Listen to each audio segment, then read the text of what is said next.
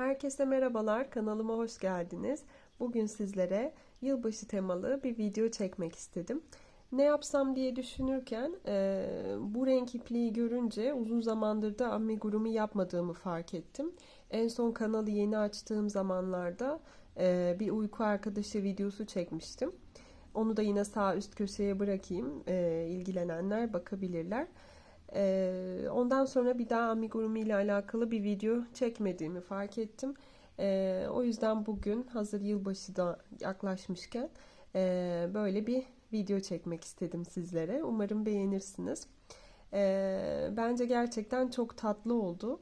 Böyle dekor olarak kullanabilirsiniz. İşte yılbaşı ağacı süslemek isteyenler varsa onun için de kullanılabilir. Tabii boyutu isteğe bağlı.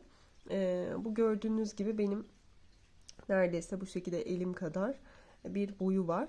Daha küçültüp de yapabilirsiniz. Bu şekilde. Şimdi isterseniz yavaş yavaş videomuza geçelim. Şöyle tığımın numarasını göstereyim. İple ilgili bilgileri açıklama kısmına yazacağım. Oradan bakarsınız. Evet, kolların yapımıyla başlayacağız. Ben kollardan bir tanesini yaptım. Şimdi ikinciyi sizle birlikte yapacağız. Sihirli halka yaparak başlıyoruz. Ben şöyle şu şekilde yapıyorum sihirli halkayı. Şöyle bakın, şuraya şu şekilde ipimi alıyorum. Buradan bir zincir çekiyorum. Zinciri çektikten sonra halkamın içerisine 6 tane sık iğne yapıyorum.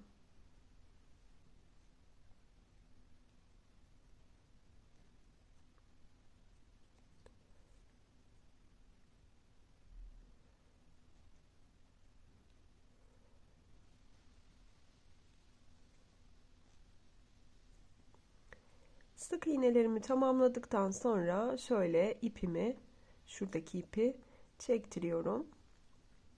Şimdi her yaptığım sık iğnenin tepesine 2 kez batarak 12 tane sık iğneye ulaşacağım. Bakın şöyle göstereyim. İlk sık iğneme batıyorum. Birinci sık iğnemi yapıyorum. Aynı noktaya, aynı sık iğnenin tepesine bir kez daha batıp bir sık iğne daha yapıyorum. Bu şekilde 2 tane sık iğne yaptım.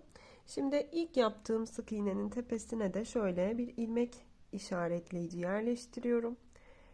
Sayıları karıştırmamak adına. Şimdi devam ediyoruz. Bakın ikinci sık iğneme batıyorum. Ve aynı sık iğnenin tepesine bir tane daha sık iğne yaparak 4 tane sık iğneye ulaştım şu an. Bu şekilde bütün sık iğnelerimizin tepesine 2 kez batalım ve 12 sık iğneye ulaşalım.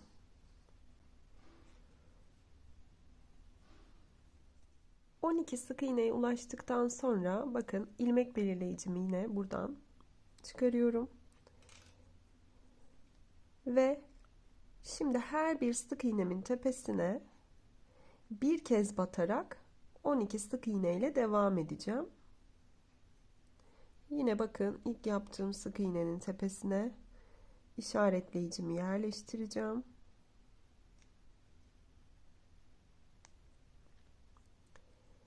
Evet, bu şekilde her sık iğnenin tepesine bir kez batıyoruz. Arttırma yapmıyoruz.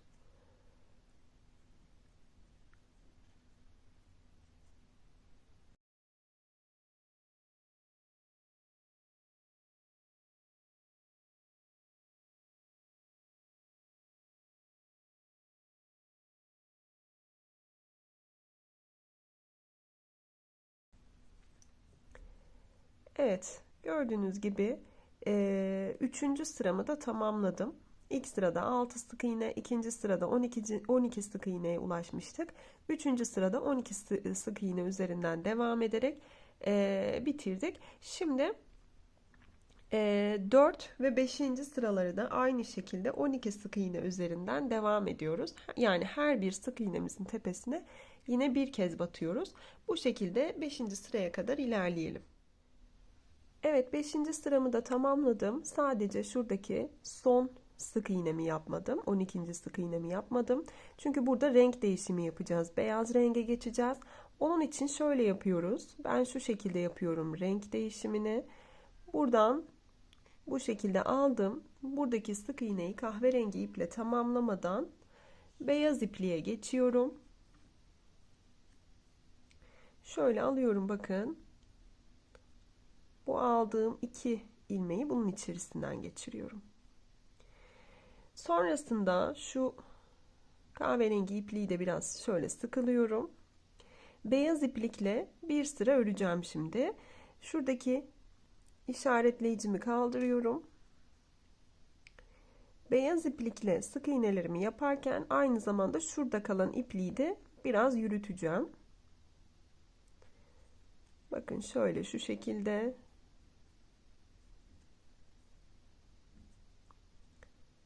Yine her bir sık iğnemin tepesine bir kez batıyorum. 12 sık iğne ile devam ediyorum bu sırada da.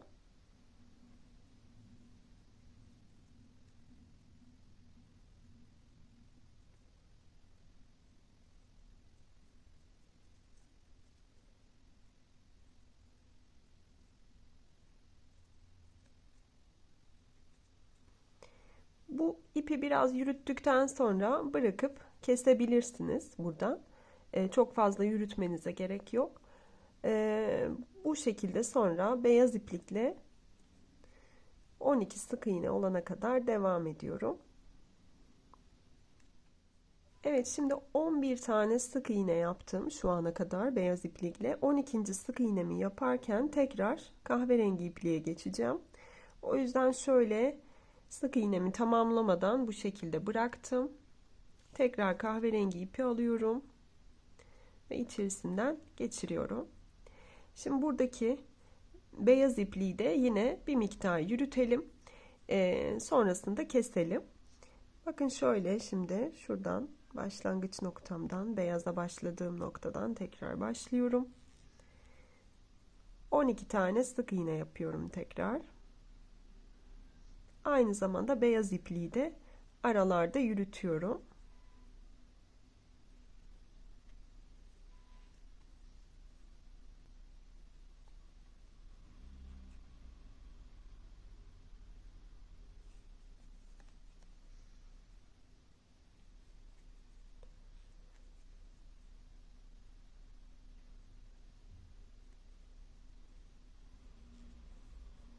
Evet, fazla da yürütmenize gerek yok. Buradan bakın şöyle şu şekilde kesebilirsiniz.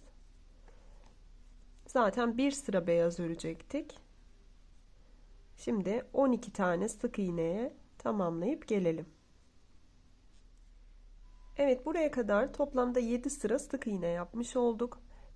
Şimdi buradan itibaren 13. sıraya kadar, yani toplamda 13 sıra olana kadar 12 sık iğne üzerinden yine devam edeceğiz. Yani her bir sık iğnenin tepesine tekrar bir kez batacağız.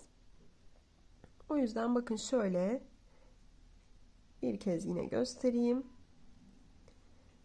Her bir sık iğnemin tepesine bir kez batıyorum. Aynı zamanda yine sırayı karıştırmamak adına bir işaretleyici yerleştiriyorum ilk yaptığım sık iğneye. Bu şekilde sık iğnelerimi tamamlayıp geliyorum. Toplamda 13 sıra olacak. Yani 7 sıranın üstüne 6 sıra daha örmüş olacağız sık iğnelerimizi. Evet, toplamda 13 sıra sık iğne yaptık. Şimdi şuradaki başlangıç işaretleyicimi çıkarıyorum. Bu sırada azaltma yapacağız. 4 tane sık iğne yapacağız. Bir tane azaltacağız. Bakın şöyle 1 2 3 ve 4 sık iğne yaptım. Yine ilmek işaretleyicimi yerleştireyim. 4 sık iğne yapmıştım. İlkine işaretleyicimi yerleştirdim. Şimdi bir azaltma yapacağız. Azaltmaları şöyle yapıyoruz. Bakın normalde şöyle sık iğnelerimizi iki kanadından birden alıyorduk. Azaltma yaparken şu öndeki tek kanadından alıyoruz. Aynı şekilde yanındaki sık iğnenin de tek kanadından alıyoruz. Bu şekilde önce içerisinden geçiriyoruz ipliğimizi. Sonra buraya bir sık iğne yapıyoruz. Bir tane azalttık. Şimdi tekrar bakın 4 tane sık iğne yapıyorum.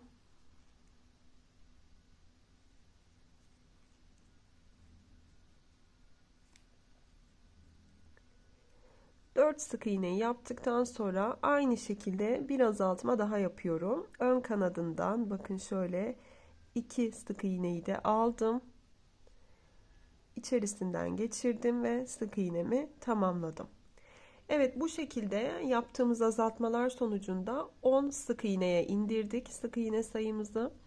Şimdi işaretleyicimin olduğu yerden tekrar her bir sık iğnenin tepesine bir tane olacak şekilde yaparak 10 sık iğne üzerinden devam ediyorum 15. sırada da.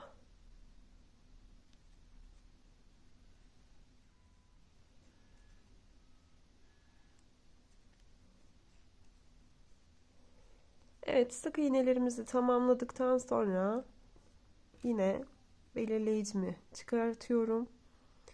Buradaki son sık iğneden şöyle kaydırma yöntemiyle ipliğimi kaydırıyorum. Bir tane zincir çekiyorum ve buradan bir miktar ip bırakıyoruz dikiş için. İpliğimizi kesip bu şekilde kol kısmının bir tanesini bitirmiş oluyoruz. Söylediğim gibi ben zaten bir diğer kolu yapmıştım. Böyle anlattığım şekilde 2 tane kol yapacaksınız. Şimdi bacakları yapmaya geçiyoruz. Aynı şekilde yine sihirli halka yapıyorum. Sihirli halkamın içerisine yine 6 tane sık iğne yapacağım.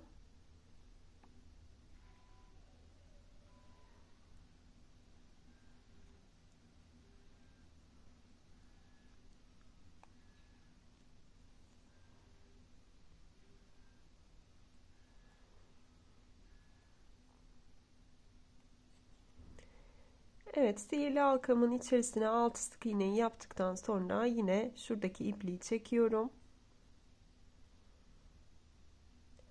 Aynı şekilde her bir sık iğnemin tepesine 2 kez batarak 12 sık iğneye ulaşacağım. Şöyle bakın, birinciye bir kez battım. Yine aynı noktaya ikinci kez batıyorum. İkinci sık iğnemin tepesine battım. Aynı noktaya ikinci kez batıyorum. Bu şekilde 12 sık iğneye ulaşalım. 12 sık iğneye ulaştıktan sonra bir tek batıyorum, bir çift batıyorum. Bakın şöyle sık iğnelerimin tepesine bir tane battım. Tek, bir tane de çift batıyorum.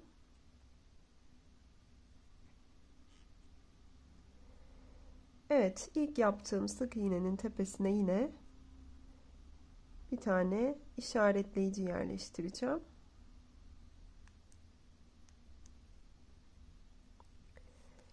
Bu şekilde bir tek bir çift batarak toplamda 18 sık iğneye ulaşacağım.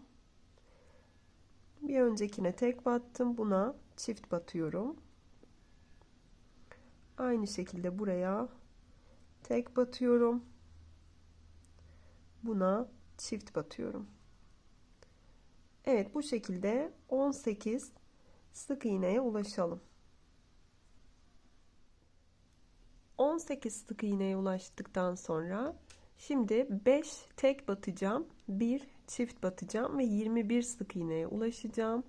Bakın 1 2, aynı zamanda yine işaretleyicimi yerleştiriyorum. 3 4 5 5 tek battım. Şimdi bir sonraki sık iğneye çift batıyorum. Aynı noktaya tekrar batıyorum. Bu şekilde yine bakın 1 2 3 4 5 tek battım. Şimdi yine bir sonrakine çift batıyorum. Bu şekilde ilerleyelim. Evet, arttırmalar sonucunda 21 sık iğneye ulaştım. Şimdi 5 ve 6. sıralarda da yine 21 sık iğne üzerinden her bir sık iğneye tek batarak devam edelim. 5 ve 6. sıraları da yapalım ve gelelim. Evet, 6. sıranın 21. sık iğnesini yaparken beyaz renge geçeceğim. O yüzden şöyle sık iğneyi tamamlamadan bu şekilde bırakıp beyaz rengimi alıyorum.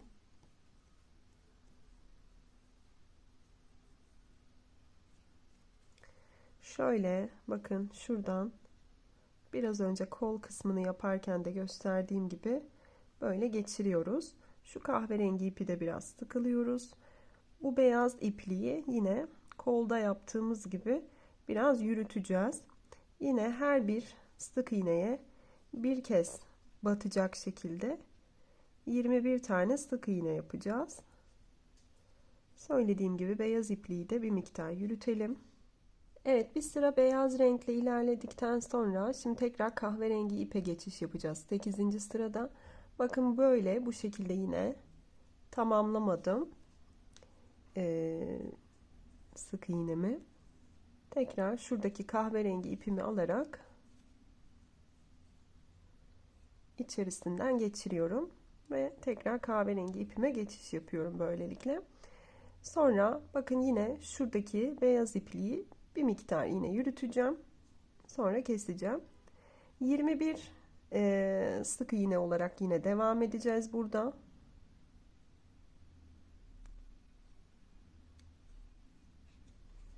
Her bir sık iğnemin tepesine yine 8. sıramda da bir kez batacağım. Yine başlangıç noktama işaretleyicimi yerleştiriyorum. Evet, buradan sonrası için 8. sıradayım. Şu an 8 ve 12 sıra arasında hep 21 sıra olarak devam edeceğim. Yani 5 sıra daha kahverengi iple 21 sık iğne olarak öreceğim.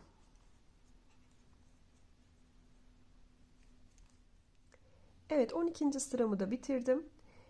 Şimdi bacak kısmından gövdeye geçiş yapacağız. Yine 2 tane bacak yapacağız. Şimdi bacaklardan birini ben öncesinde yapmıştım. İlk yaptığımı koldaki bitirişi yaptığım gibi bitirdim. Bu şekilde zinciri çekip ipimi kestim. Bir miktar uzunlukta bırakıp yine. Şimdi buradaki sık iğnemi yaptıktan sonra şöyle başlangıç noktamdaki belirleyicimi çıkarıyorum. Yine şuradan şöyle şu şekilde kaydırıyorum. Burada ipi kesmiyorum. Şimdi buradaki bacakla birlikte birleştirip gövdeye geçiş yapacağız. Öncesinde biraz şöyle bir miktar kadar elyaf doldurdum içerisine. Ördükçe daha da fazla dolduracağım. Şimdi şöyle ipi alıyorum, doluyorum. Bunu da bakın şöyle aldım. Başlangıç noktam şöyle şurası. Şuradan itibaren bakın birleştirmemi yapacağım. Şu ipi de şöyle hatta yürütebiliriz biraz. Yürütüp keseriz. Evet, şu şekilde bakın. Buradan birleştirmemi yapıyorum. Sık iğnemi yapıyorum. Evet, birinci sık iğnemi yaptım. İkinciyi de yaptım. Bakın bacaklar toplamda 21 42 sık iğne olduğu için böyle etrafını saracağız ve 42 sık iğne yapacağız bu kısmı, gövdeye geçişi. Şimdi ilk yaptığım sık iğneye yine bir tane işaretleyiciyi yerleştireyim karıştırmamak adına. Evet, bu şekilde devam edelim. Bütün sık iğnelerimizin tepesine bir kez batarak toplamda 42 tane sık iğne oluşturacağız.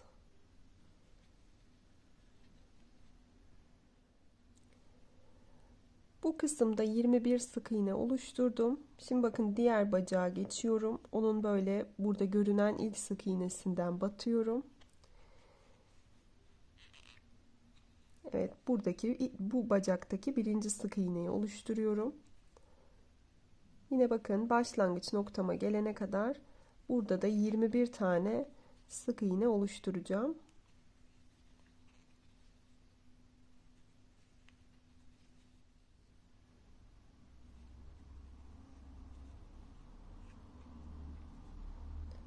Evet, bu bacaktaki 21. sık iğneyi de bakın buraya yapıyorum. Yine başlangıç noktamın olduğu yerdeyim. Şimdi toplamda iki bacakla birlikte 42 sık iğne oluşturdum.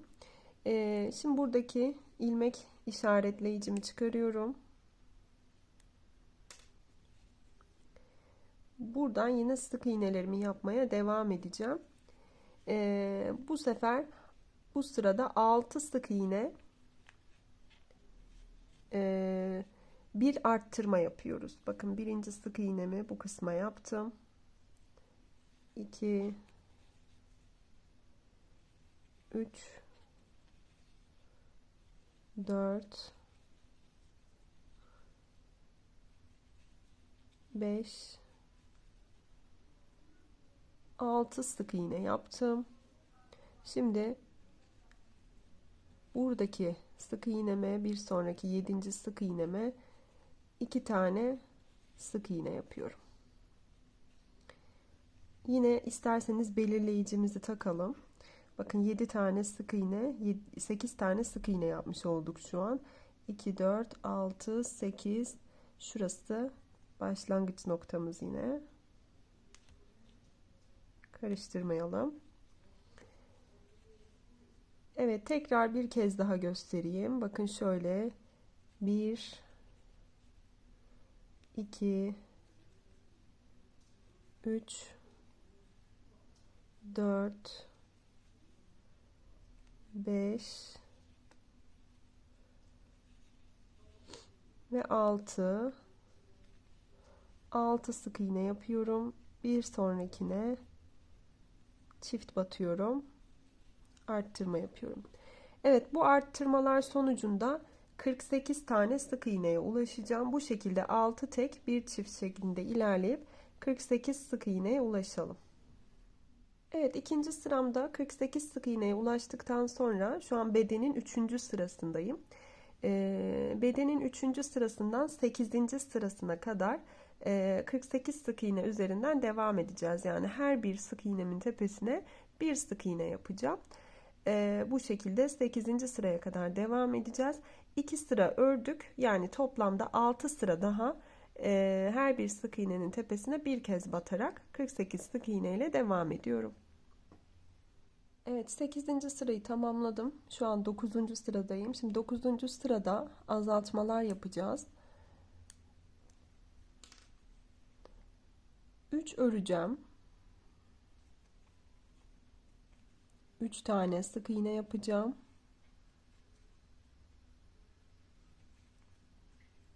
Şimdi 3 sık iğne yaptıktan sonra yine belirleyicimi yerleştireyim.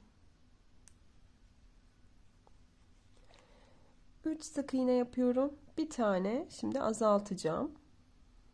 Burayı bakın şöyle kolda ve bacakta yaptığımız gibi şöyle öndeki iki kanadından alıp bir tane azaltma yapıyorum. Şimdi 3 ördük, bir azalttık. Şimdi 6 sık iğne yapacağım, bir azaltacağım ve bunu 5 kez tekrarlayacağım. Bakın. 6 tane sık iğne yapıyorum. 1 2 3 4 5 6 ve bir tane azaltıyorum şimdi. Biraz önce yaptığımız gibi öndeki iki kanadından bir tane azalttım. Şimdi tekrar 6 örüyorum. Bir azaltacağım.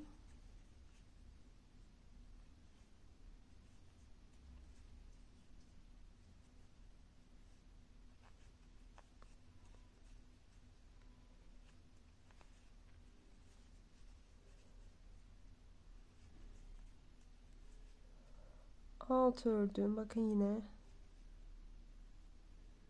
ön kısımlarından azaltmamı yaptım. Evet, 6 örüp bir azalttık. Bunu 2 kez tekrarladık. Söylemiş olduğum gibi 5 kez bunu tekrarlayacağız. Bunu 5 kez tekrarladıktan sonra da sonda 3 tane sık iğne kalacak. 3 tane sık iğne yapacağız ve toplamda 42 sık iğneye ulaşacağız. Evet, sondaki 6 sık iğne bir azaltmayı tamamladım. Bakın en sonda söylemiş olduğum gibi 3 tane sık iğnem kaldı. O 3 sık iğneyi de bu şekilde tamamlıyorum. Ve şu an toplamda 42 tane sık iğnem var 9. sırada. Şimdi 10 ve 11. sıralarda her bir sık iğneye bir kez batarak yine 42 sık iğne ile devam edelim. 12. sıraya gelelim.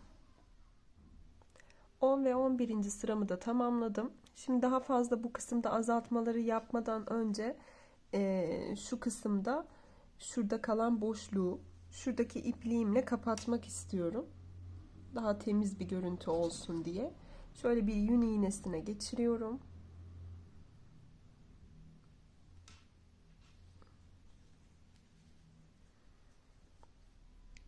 Bakın şöyle şu kısımlardan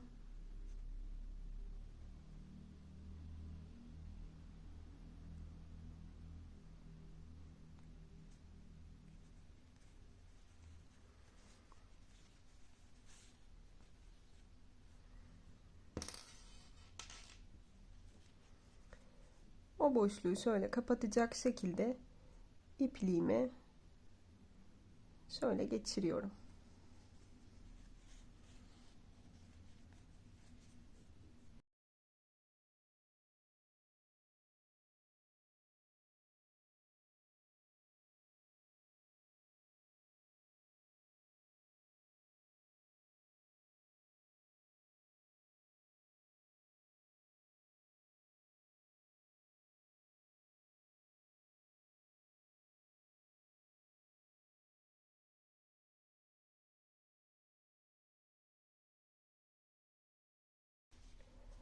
Evet, bu şekilde yaptıktan sonra yine şuraya bir tane şöyle düğüm atacağım. Şu kısımdan şöyle ipliğimi geçireceğim.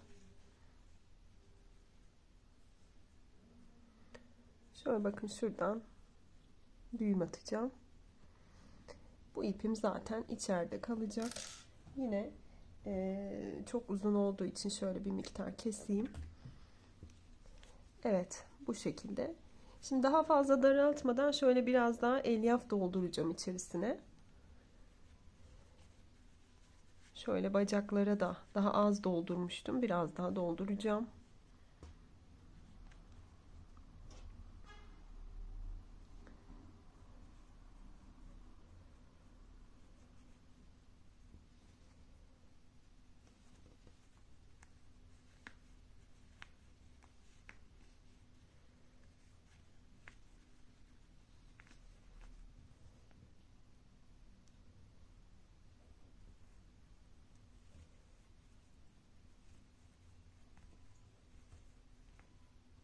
Evet, bu şekilde ördükçe daha da dolduracağız. Şimdilik bu kadar yeter. Evet, şimdi söylemiş olduğum gibi 10 ve 11. sırayı 42 sık iğne üzerinden ördük. Şimdi 12. sıradayız. 12. sırada azaltma yapacağız tekrar. 5 tane sık iğne yapacağım. Bir tane azaltacağım ve bunu 6 kez tekrar edeceğim ve 36 sık iğneye ulaşacağım bu azaltmalar sonucunda. Onu da şöyle bir kez göstereyim. Bakın başlangıç sık iğnemin olduğu kısma batıyorum. 2 3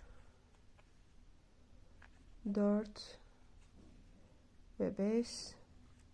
Şimdi bir tane azaltma yapacağım. Azaltma yapmadan önce tekrar işaretleyicimi yerleştireyim. 2 4 5. sık iğneye şöyle ilk yaptığım sık iğneye yerleştiriyorum. Şimdi bir tane azaltma yapıyorum. Bu şekilde bakın. Biraz önce de gösterdiğim gibi. Evet, 5 sık iğne, bir azaltma şeklinde devam ediyoruz. Sıra sonuna kadar ilerleyelim. 12. sıradaki azaltmalarım bitti. Şimdi 13 ve 14. sıraları da her sık iğneye bir tane sık iğne yaparak 36 sık iğne ile devam edelim. Evet, 15. sıradayız. Şimdi 2 örüyoruz. Bir azaltacağız. Bakın şöyle 2 ördüm. Yine işaretleyicimi yerleştiriyorum.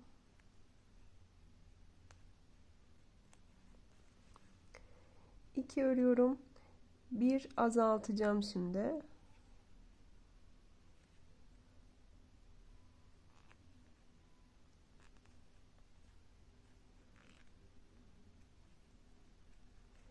Şimdi bunu yaptıktan sonra 5 kez tekrar ederek 4 örüp 4 tane sık iğne yapıp bir azaltacağım. Bakın 4 tane sık iğne yapıyorum.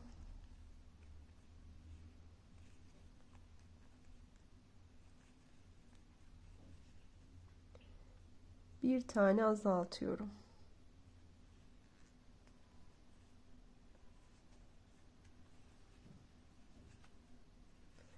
Yine 4 sık iğne yapıyorum.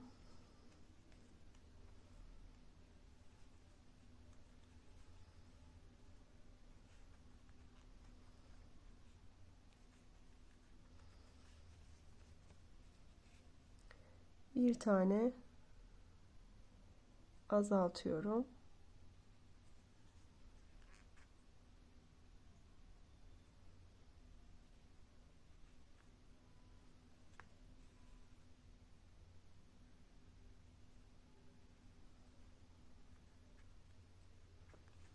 Evet, bu şekilde 4 örüp 4 sık iğne yapıp bir azaltalım.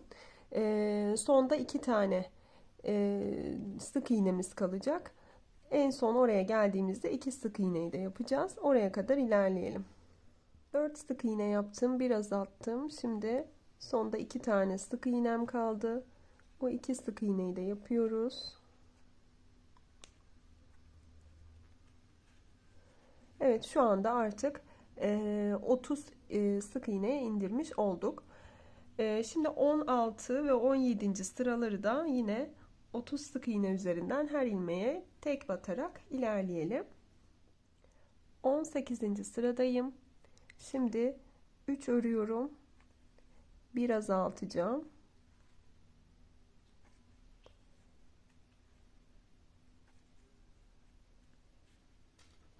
Hemen başlangıcıma yerleştiriyorum belirleyicimi. 3 ördüm. Şimdi bir azaltıyorum. Bu şekilde toplamda 24 ilmeğe, pardon 24 sık iğneye indiriyoruz sık iğne sayımızı.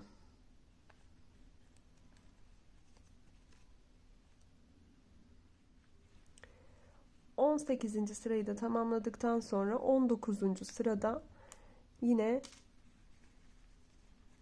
30 sık iğne üzerinden gideceğiz. Buradan bakın ilk sık iğnemi yapıyorum. Bu şekilde her sık iğneme tek batarak 30 sık iğne üzerinden ilerleyelim. Bu kısmı bitirelim. Burada beden kısmını bitirmiş oluyoruz. Bu sırayı da bitirdikten sonra sonrasında kafa kısmına geçeceğiz. Bu sırayı da bitirelim. İpliği kesmiyoruz. Buradan direkt olarak kafa kısmını yapmaya geçeceğiz. Evet, kafa kısmını yapmaya geçmeden önce ben şu kol dikişlerini yapmak istiyorum. Bir tanesini de bakın zaten yaptım. Şimdi buradakini de sizle beraber yapalım. Bunun öncesinde bakın kol kısmına elyaf doldurdum. Ancak sadece şu uç kısmına doldurdum. Böyle her yerine doldurmuyoruz elyafı. Bolca doldurmuyoruz. Yani bakın sadece şurada var. Şu kısımlar boş. Böyle kolun daha rahat hareket etmesi için bunu yapıyoruz. Her yere doldurduğumuzda böyle bu şekilde şişik bir şekilde olur ve böyle bu şekilde durur. O yüzden biz böyle kolun sadece şu alt kısımlarına elyaf dolduracağız. Kolu da dikeceğimiz yer bakın 19 sıra şu bedeni yapmıştık. Bedenin 17. sırasına dikeceğiz. O şekilde hiza alıp buradan da bakın şöyle şuraya diktim. Yine onun hizasına gelecek şekilde şuradan bir yerden dikişimi yapacağım. Ama 17. sıraya demiştik. O şekilde yapacağız. Şimdi bakalım şöyle. Evet, yün iğnemi de geçirdikten sonra bakın şöyle zaten 17. sırayı buradan rahatlıkla bulabilirsiniz. 17. sıraya dikişimizi yapıyoruz. Burada arta kalan ipe yün iğnemizi geçirdik.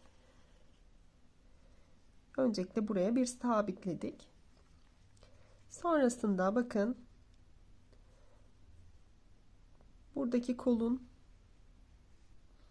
sık iğnesinden alıp buradan tekrar bedene sabitliyorum. Bu şekilde ilerleyeceğim. Bakın bir kol kısmından alacağım. Bir bedenden, o şekilde düşünelim.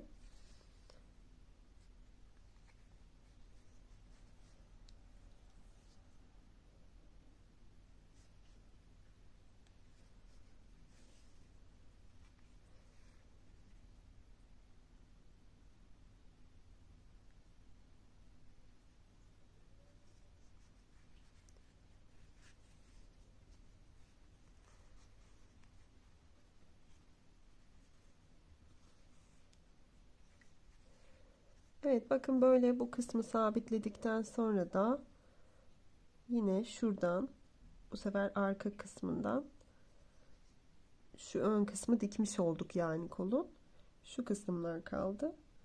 Buradan da yine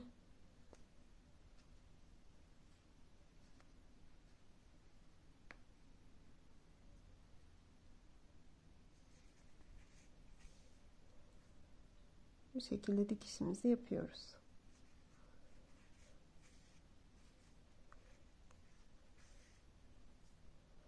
Evet, son olarak bakın buradakini de alıyorum.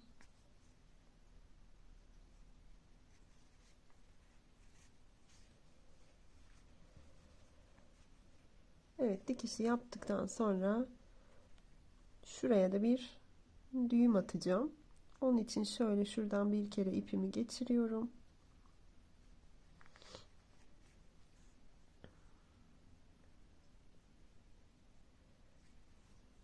Buradan düğümü atıyorum. Düğümü attıktan sonra da bakın yakın bir yerden, yine düğümü attığım yerden şöyle şu alt kısımdan çıkaracağım.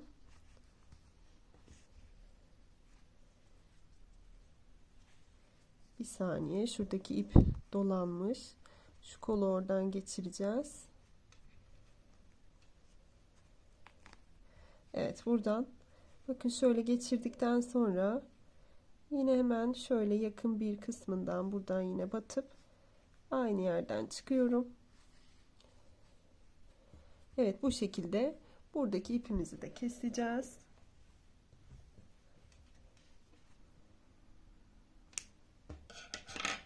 Elyaflarını da içerisine saklamış olduk böylelikle.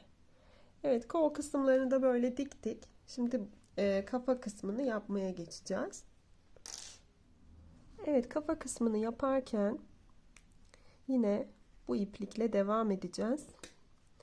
İlmek işaretleyicimi çıkardım.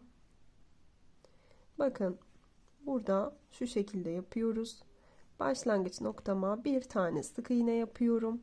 Hemen yanındakine 2 kez batıyorum. Bir arttırma yapıyorum. Yine hemen işaretleyicimi başlangıç noktama yerleştiriyorum.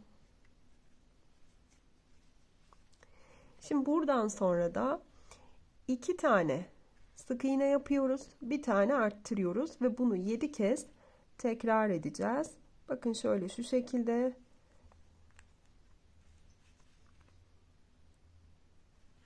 İki tek batıyorum. Bir tane de çift batıyorum diğer sık iğnemin tepesine. Aynı şekilde bakın. Yine iki tek batıyorum.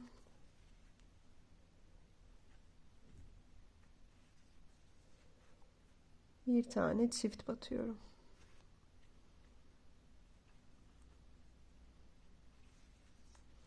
Bu şekilde sıra sonuna kadar ilerleyelim.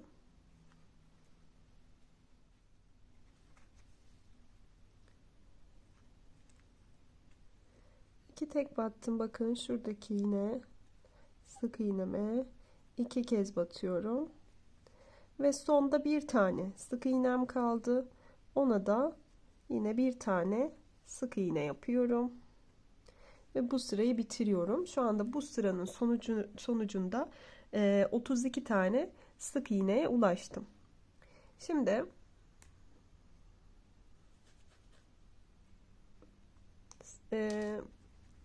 belirleyicimi çıkardım. Üçüncü sırada 3 tane tek batacağım. 3 tane sık iğne yapacağım. Bir tane arttıracağım. Ve bunu 8 kez tekrar edeceğim. Ve 40 tane sık iğneye ulaşacağım bu sıranın sonucunda. Bakın bir tane yaptım. İkinciyi yapıyorum. 3. Yine işaretleyicimi yerleştireyim. 3 tane sık iğne yaptım. Bir tane arttırıyorum. Aynı noktaya iki kez batıyorum. Yani 3 tek bir çift batıyoruz bu sırada.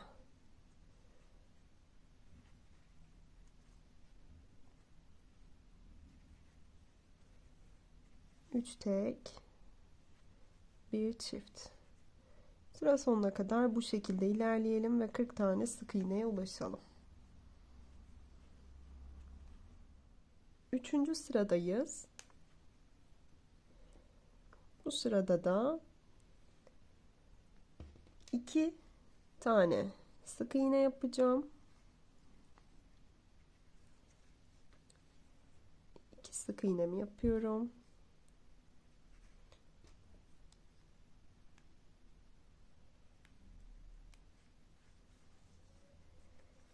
Bir tane arttırma yapacağım başlangıçta. 2 sık iğne, bir arttırma. Sonrasında ise 4 sık iğne yapacağım. Bir arttıracağım. Yani 4 tek batacağım, bir arttıracağım ve bunu 7 kez tekrar edeceğim. Şu şekilde bakın yapıyoruz.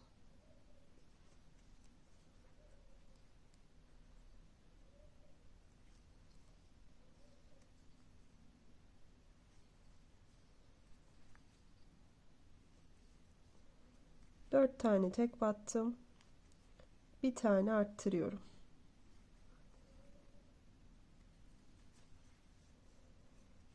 Yine aynı şekilde bakın. 4 tek batıyorum.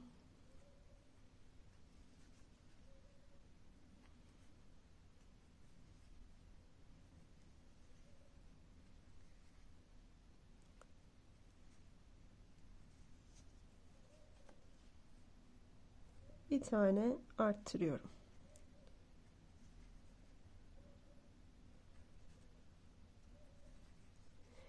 Evet, bu şekilde sıra sonuna kadar ilerleyelim. Ve sonda bakın 2 tane sık iğnem kaldı. Buralara da tek batıyorum. 2 tane sık iğne yapıyorum. Evet, bu sıranın sonucunda 48 tane sık iğneye ulaşmamız gerekiyor. Şimdi 4. sıraya geçiyoruz. 4. sırada da 5 tane sık iğne yapıyoruz. Bir tane arttırıyoruz. Yani 5 tek batıyorum, bir çift.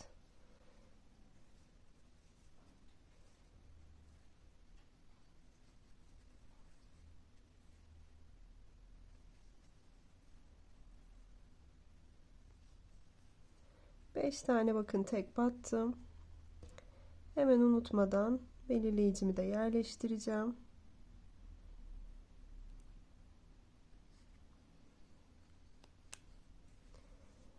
Beş tek battıktan sonra bir tane çift batıyorum.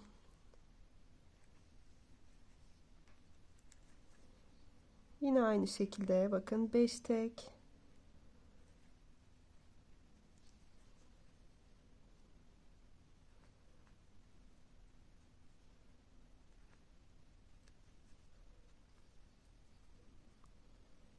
bir çift batıyorum.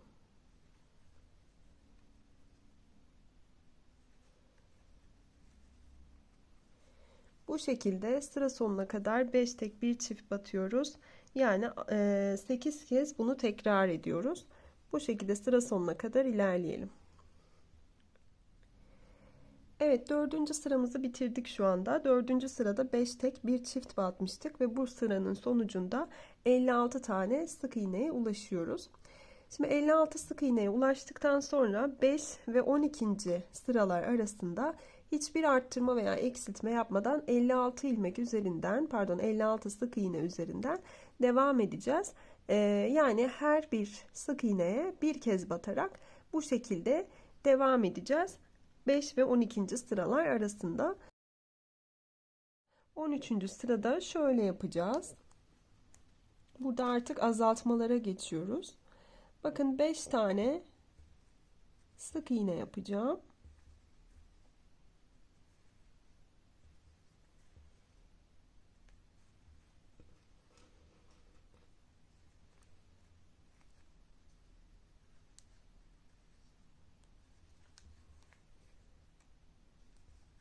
Üç,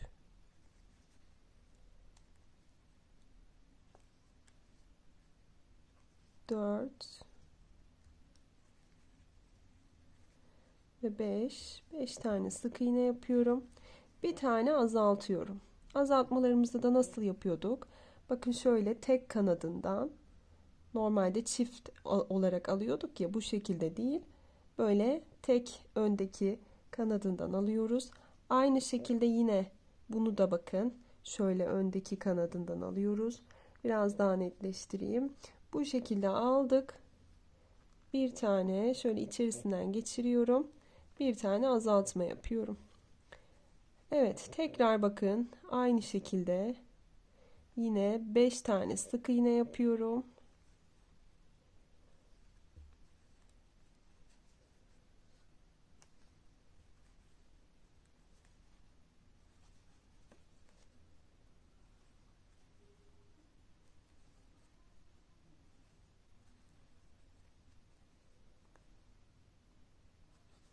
Sonrasında yine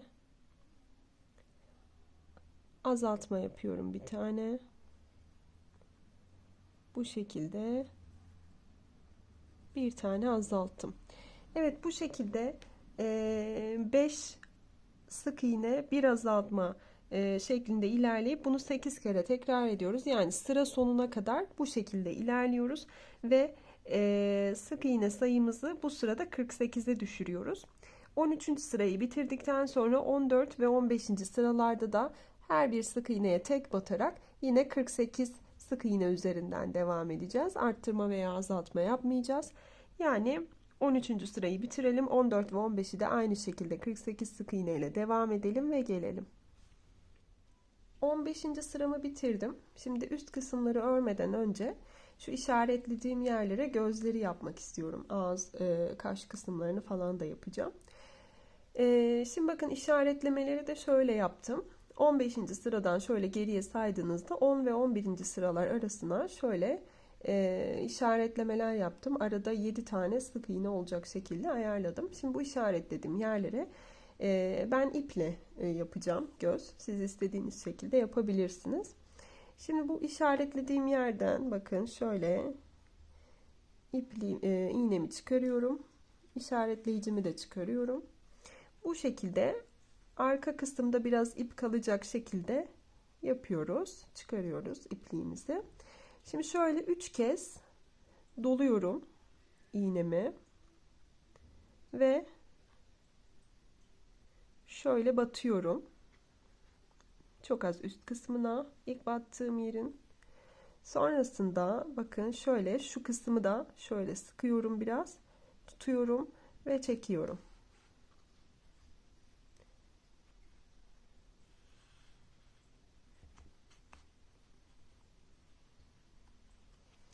Evet, gördüğünüz gibi bakın bu şekilde göz kısmının bir tanesini yapmış olduk.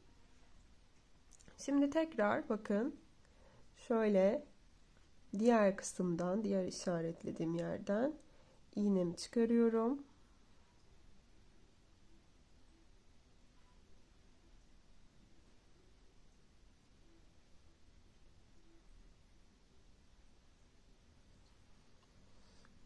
Buradaki iğneyi de çıkarıyorum, işaretlemek için kullandığım. Ve aynı şekilde yine şöyle 3 kez doluyorum. İpinizin tabi böyle inceliğine, kalınlığına göre bu değişir. Şöyle yine hafif üst kısmına batıyorum. Şu ipi de yine dediğim gibi şöyle tutalım. Bu şekilde yine ikinci kısmı da yaptım. Evet, göz kısımları hazır. Şimdi bunları şöyle arkada kalan şu iki ipi şöyle bağlayacağım.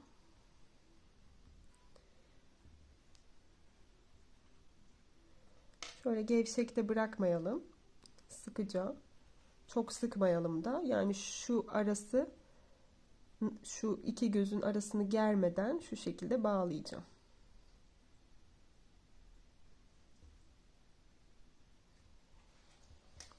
Evet, bu kısmını bu şekilde yaptıktan sonra zaten araya elyaf dolduracağız. Ve yine şuradaki ipimi keseceğim.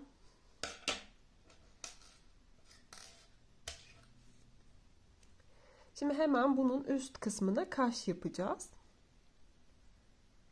Kaş için de şöyle yeşil bir iplik kullanacağım.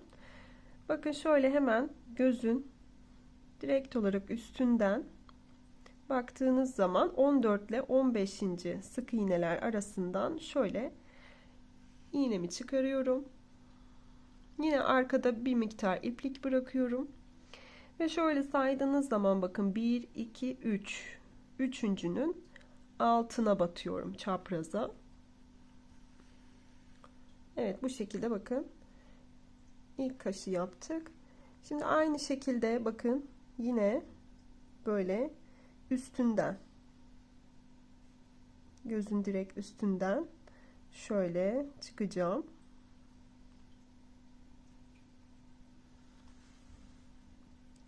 Ve yine bakın sayacağım. 1, 2, 3. Üçüncünün çaprazına batacağım aynı şekilde. Bu şekilde iki gözü de yaptık. Pardon, iki kaşı da yaptık. Şimdi aynı şekilde yine bu kısımları bağlayacağım.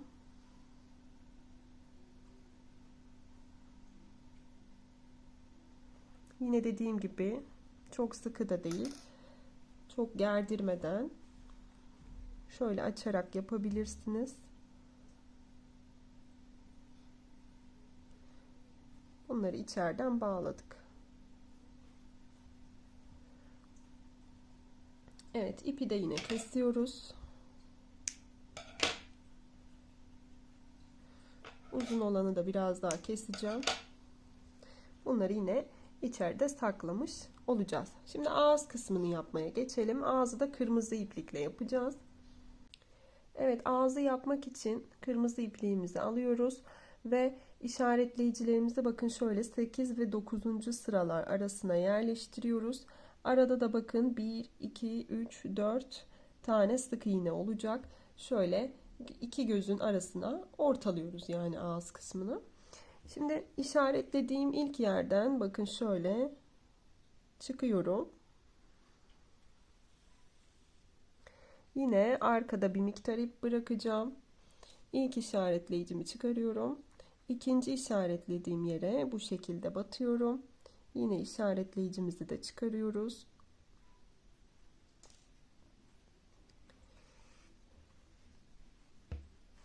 Evet, bu şekilde bakın yaptık. Sonrasında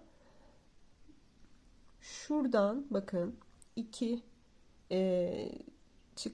battığımız noktanın tam ortasından aşağıdan iki tane sık iğne aşağısından şöyle çıkıyoruz.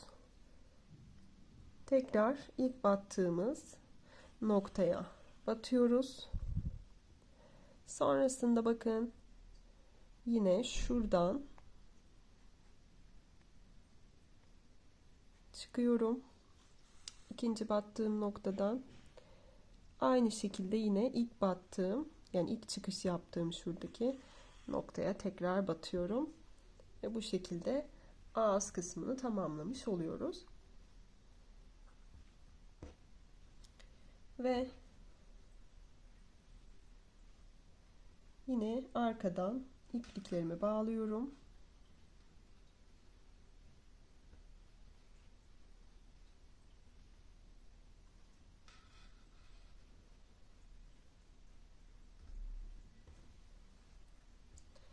Evet, kesiyoruz ipliklerimizi aynı şekilde.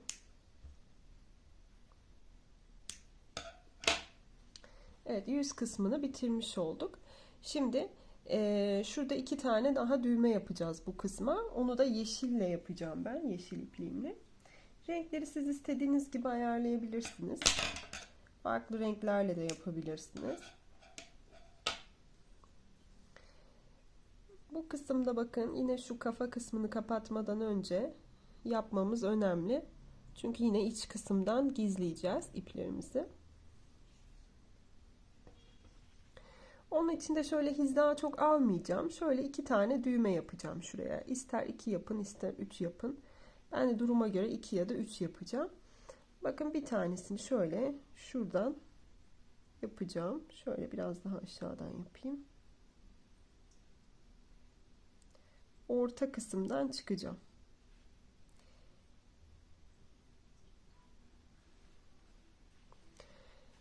Evet, bu şekilde bakın.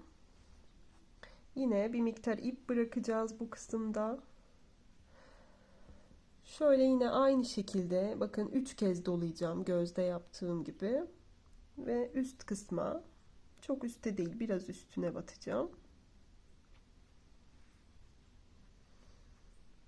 Şöyle gerdireceğim yine ipliğimi. Yine bu kısımdan çıkaracağım.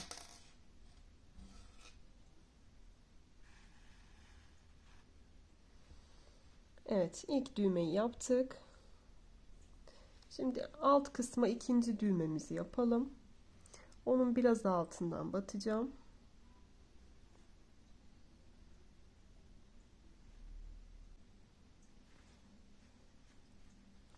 Evet, bakın şöyle şu kısımdan batıp çıktım. Yine bakın 3 kez doluyorum. Aynı şekilde şöyle bir miktar üstüne batacağım. Yine şöyle yukarıdan çıkacak şekilde ayarlıyorum. Bunu isterseniz bu kısımlara elyaf doldurmadan da gövdeyi yaparken de yapabilirsiniz. Evet, bu şekilde bakın iki tane düğmemizi yaptık. Şimdi aynı şekilde yine bunu buradan bağlayacağım.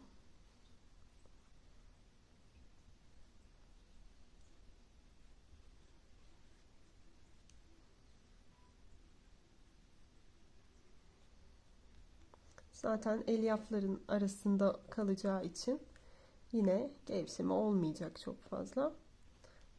İsterseniz şöyle bir iki kez de şu alt kısımdan falan geçirebilirsiniz. şöyle şu şekilde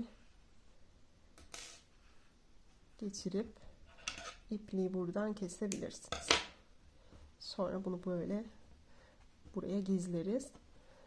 Bu ipliği de çok hafif yine kısaltacağım. İçeride kalacak. Evet, bu şekilde. Şimdi üst kısımları örmeye geçebiliriz.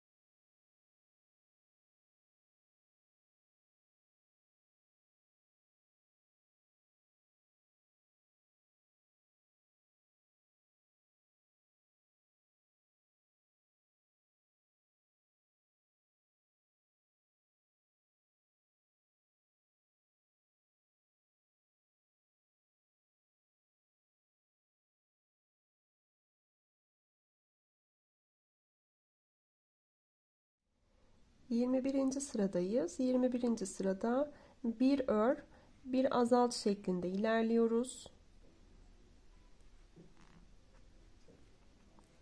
Ve bunu toplamda 6 kez tekrar edip sıra sonunda 12 tane sık iğneye ulaşıyoruz. Evet, 22. ve son sıradayız. Bu noktada bu kısmı artık alabildiğince elyafla dolduralım ve artık son olarak 6 kez azaltma yaparak kapatacağız. Bütün sık iğnelerimizde böyle azaltma yapıyoruz.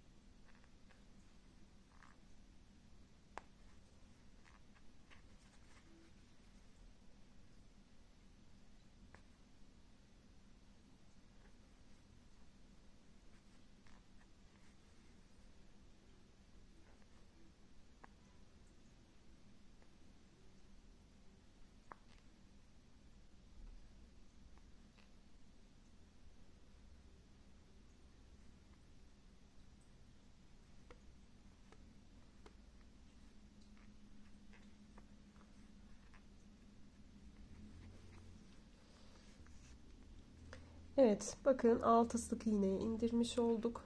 Şimdi artık ipimizi kesiyoruz.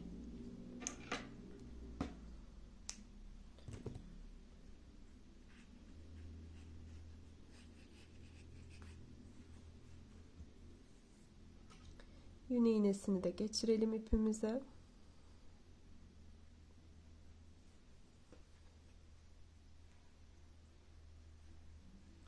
Şöyle şu kısımlardan geçirerek bu kısmı kapatalım.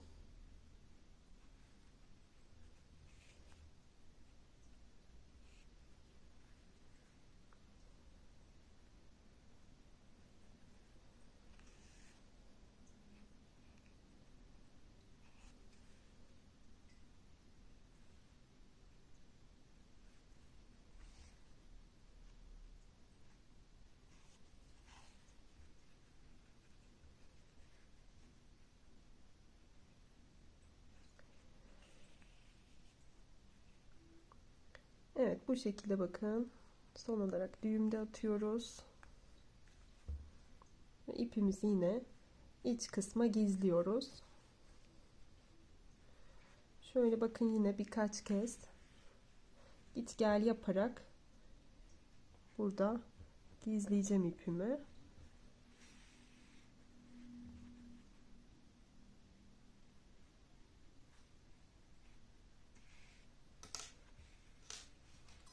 Ve kesiyoruz.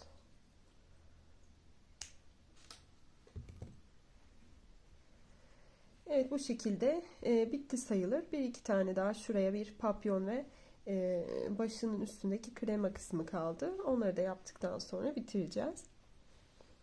Papyon için kırmızı ipliğimle 11 tane zincir çekiyorum.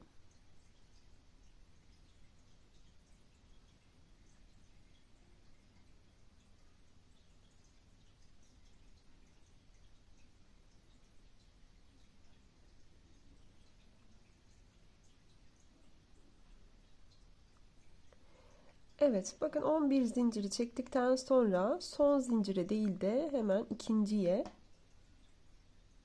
bir tane sık iğne yapıyorum. Yani şimdi bu kısma toplamda 10 tane sık iğne yapmış olacağım. Bir zincirimiz var zaten. Sonrasında 10 tane sık iğne yapıyorum. Sonuna kadar.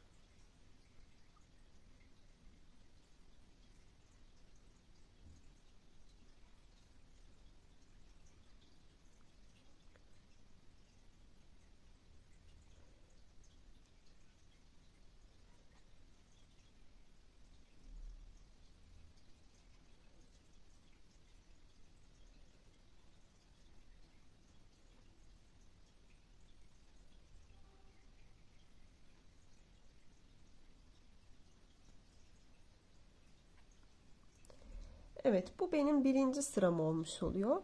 Şimdi bakın, bu sırada 10 tane sık iğneyi tamamladıktan sonra bir tane zincir çekiyorum ve geriye dönüyorum.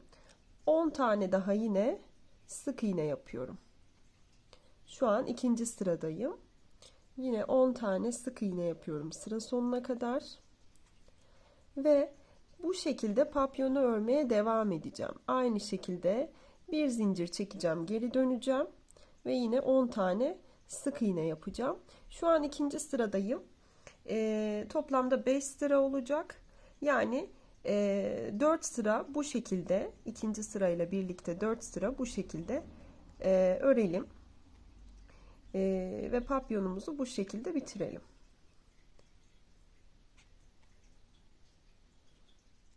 Söylediğim gibi toplamda 5 sıra ördüm.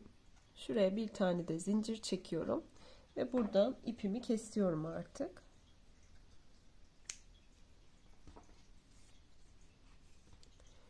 Evet, bir yün iğnesiyle burada kalan iplerimizi gizleyelim.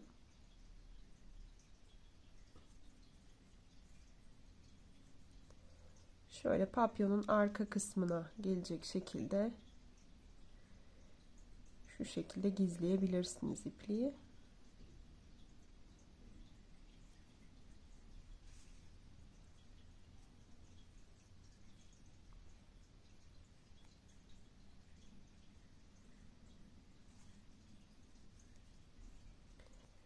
Böyle orta kısma kadar gizledikten sonra ipi, bakın şu alttaki ipimizi de aynı şekilde orta kısma kadar yine böyle aralardan geçirerek yine gizleyelim.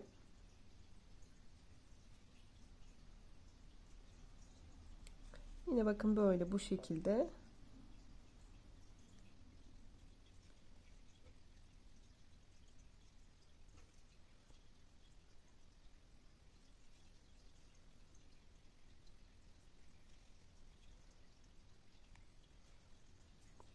Böyle ikisini de aynı hizaya gelecek şekilde orta kısma kadar getirdik. Şimdi bakın şu şekilde, şimdi papyonumuzun ön yüzü şurası olacak. Böyle hafif şöyle kıvıracağız. Bu alttaki ipi de üstteki ipi de şöyle geçireceğiz. Sonra sadece bir tanesini şöyle dolamanız yeterli artık. Bir miktar şöyle dolayalım.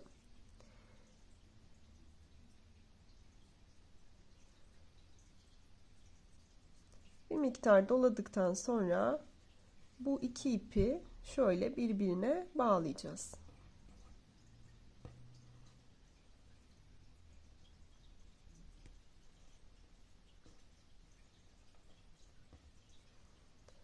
Evet, bu şekilde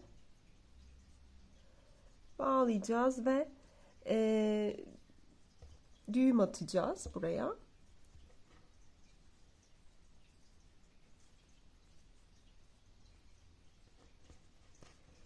Sonrasında bu iplikle de kurabiye adamın üstüne bunu dikeceğiz.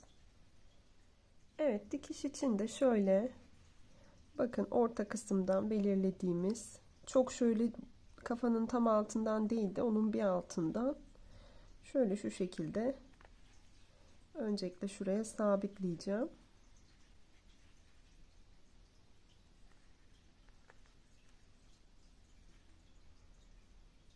Bakın böyle buraya sabitledikten sonra şöyle biraz daha yan kısmından çıkacağım.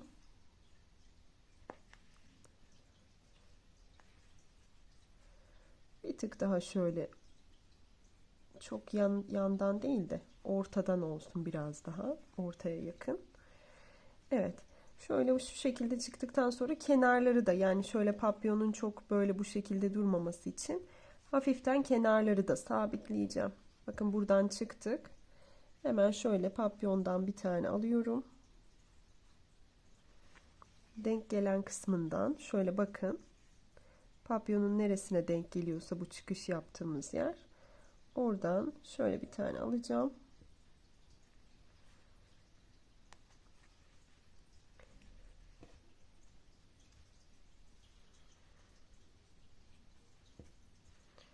Bu şekilde burayı da sabitleyeceğim. İpim biraz kısa kaldı. O yüzden dikişte biraz zorlanıyorum şu an. Şöyle, siz daha uzun bırakın yani ipliği dikiş için. Bu şekilde bakın yaptıktan sonra tekrar o noktadan şöyle bedenden batıp bir sonraki kısımdan çıkacağım. Bu taraftan bu tarafı da sabitleyeceğim.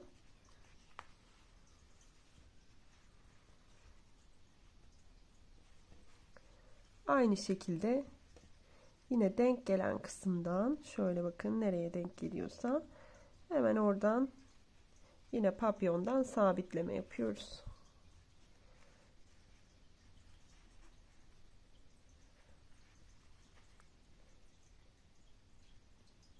Ve sonrasında şuradan bir düğüm atacağım. Şöyle bir kez daha geçirelim.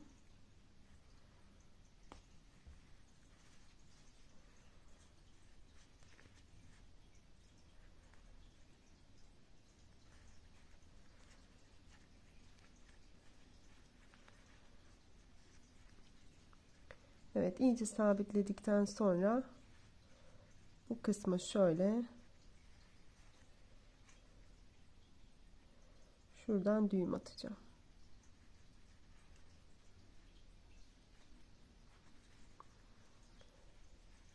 Ve ipi içeriye gönderip gizliyorum.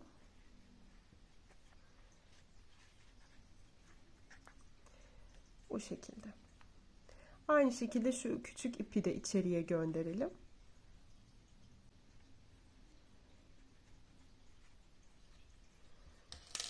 Evet, iki ipi de bakın iç kısma yolladım. Buradan kesip gizlemiş olduk. Evet, papyon kısmı da bu şekilde. Şimdi son olarak kremasını yapıp bitirelim.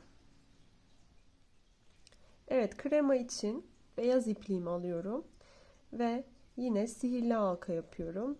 Sihirli halkamın içerisine 8 tane sık iğne yapıyorum.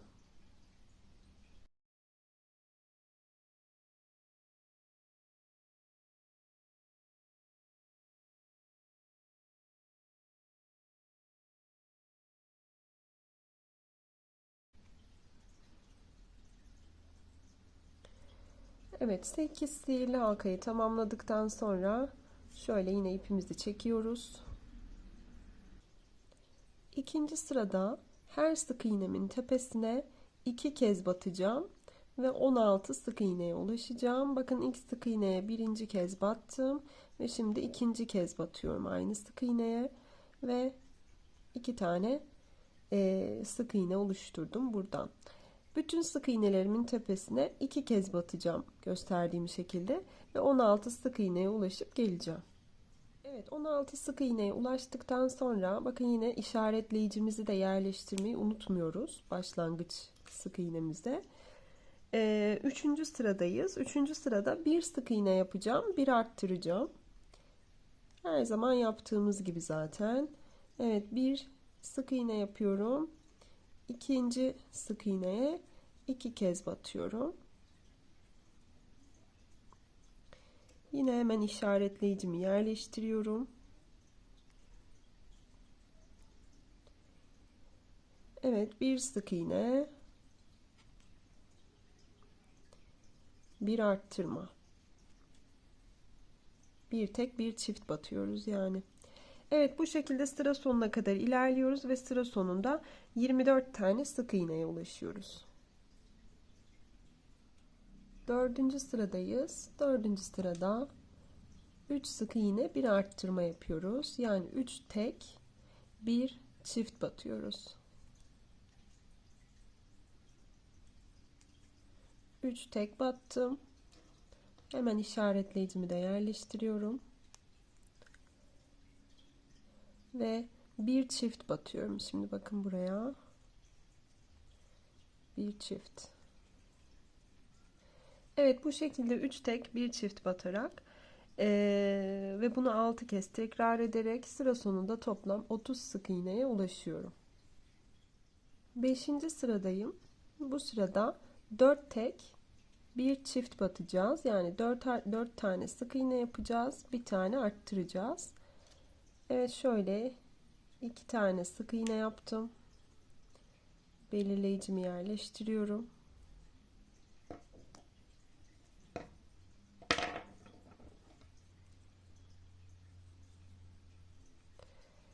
Evet, 3 ve 4 sık iğne yapıyoruz. Bir tane arttırıyoruz. Bu şekilde 4 tek bir çift şekilde örerek sıra sonuna kadar ilerleyelim ve sıra sonunda toplamda 36 tane sık iğneye ulaşmış olacağız. 6. sıradayım. 6. sırada arttırma yapmayacağız. Bütün sık iğnelerimizin tepesine bir kez batacağız ve toplamda yine 36 sık iğne ile devam etmiş olacağız yani. Evet, sıra sonuna kadar bütün sık iğnelerimize tek batalım. 7. ve son sıramızdayız. Bu sırada 5 tane sık iğne yapacağız. Bakın şöyle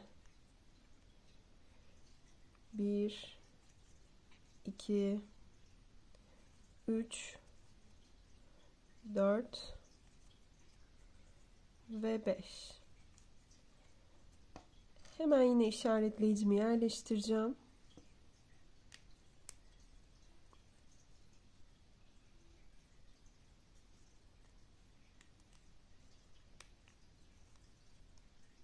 Bir, iki, üç, dört, beş.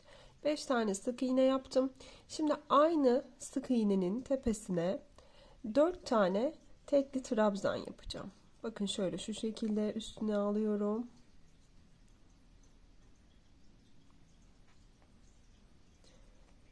Bakın yine bir tane yaptım. Şimdi ikinciyi yapıyorum. Aynı yere 4 defa batacağım. 2, tekrar aynı yere batıyorum. 3 ve tekrar aynı yere batıyorum. 4. Bu şekilde 4 tane trabzan yaptım aynı ilmeğin içerisine. Şimdi tekrardan 5 tane yine sık iğne yapıyorum.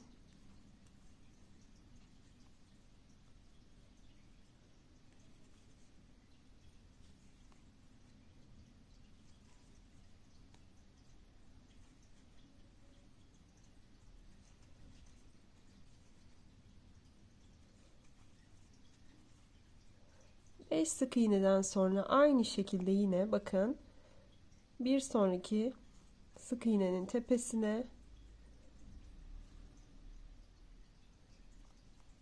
trabzan yapıyorum tekrardan. Tekli trabzan. 1, yine aynı yere batıyorum. 2,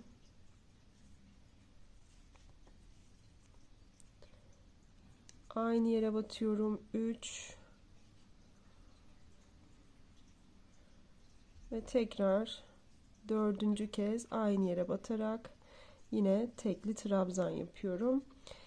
Evet, bu şekilde yaptıktan sonra tekrar yine 5 tane sık iğne yapacağım. Evet, bu şekilde bakın 5 sık iğne aynı sık iğnenin içerisine 4 trabzan şeklinde sıra sonuna kadar ilerliyoruz. Evet, en sondaki 4 tane trabzanımı da yaptım. Şimdi şu şekilde bakın kaydırma yöntemiyle kaydırıyoruz ve zincir çekip ipimizi kesiyoruz. İpi de biraz uzun bırakıyoruz dikiş için. Evet, bu şekilde tamamlamış olduk. Bunu tamamladıktan sonra şöyle kırmızı ipimi yün iğneme geçireceğim ve böyle kremanın üstüne süs olarak şöyle şu şekilde birkaç yerden böyle noktalar yapacağım kırmızı iplikle.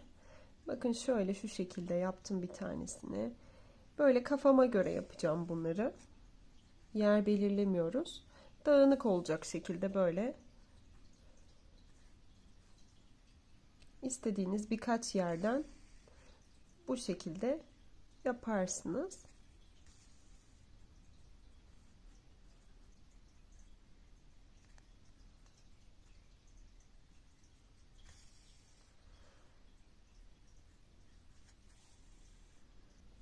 Bu şekilde tamamladıktan sonra da şu arkadaki iplikle burayı böyle düğümleyeceğiz.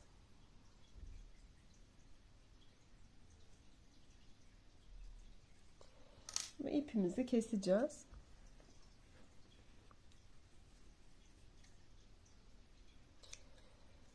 Şöyle bakın, iki ipi de bir miktar kadar şöyle kalacak şekilde keseceğim. Zaten dikişini yapacağımız için bunlar altta kalacak. Sıkıntı olmayacak. O yüzden gizlememize gerek yok. Bu şekilde şimdi böyle buraya dikişini yapacağız. Dikişi için de yine bakın şurada kalan ipliğimize iğnemizi geçirdik. Nasıl dursun istiyorsanız o şekilde böyle ayarlayıp sabitleyeceğiz. Bakın ben şöyle şu şekilde şuradaki çıkıntı şöyle ortaya gelecek şekilde ayarlayacağım. Böyle bu arka kısmından dikmeye başlayacağım. Bakın hemen yine şöyle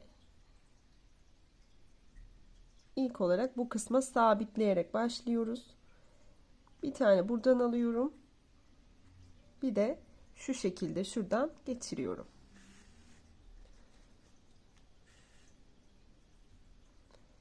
Aynı şekilde yine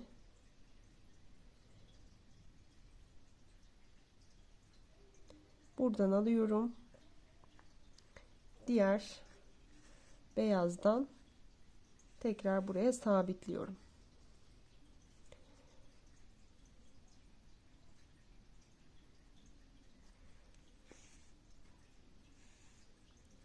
Evet, bu şekilde dikişimizi sonuna kadar yapıp gelelim. Bu arada bakın, dikişi yaparken şu kısımları atladım ben. Orayı da göstereyim bu şekilde yapmak isteyenler için. Şimdi bu şekilde zaten dikişi gösterdim. Bakın, burayı diktikten, şu arayı diktikten sonra buradan batıp şu kısımdan çıkıyorum. Ve şu aradan yine bakın. Şurayı atlıyorum, yani şu kısmı dikmiyorum. Oralar böyle şu şekilde havada kalsın istedim. Şöyle bakın, buradan atlayıp bu kısımdan çıktım. Ve yine buradan dikişimi yapacağım. Aynı şekilde yine gösterdiğim şekilde bir kafa kısmından alacağım. Bir de kremadan bu şekilde dikeceğim. Zaten sona geldik. Bakın, burayı da diktiğimiz zaman bitmiş olacak.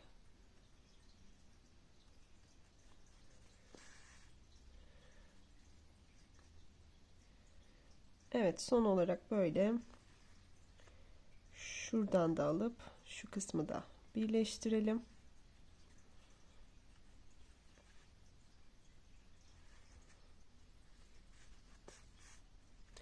Evet, yine burada bir düğüm atıp gizleyeceğiz.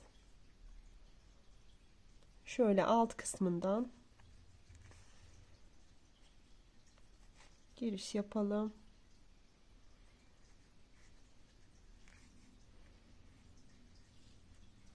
Evet, bu şekilde düğümümüzü atıyoruz. Dikişi bitiriyoruz. Ve yine böyle ipi içeriye gizliyoruz.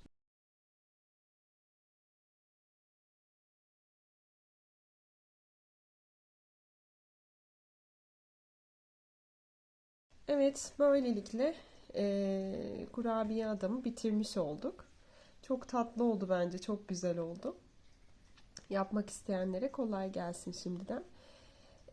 Bir videonun daha sonuna geldik. Eğer videomu beğendiyseniz beğenip kanalıma abone olmayı, yorum kısmından da lütfen bana destek olmayı unutmayın.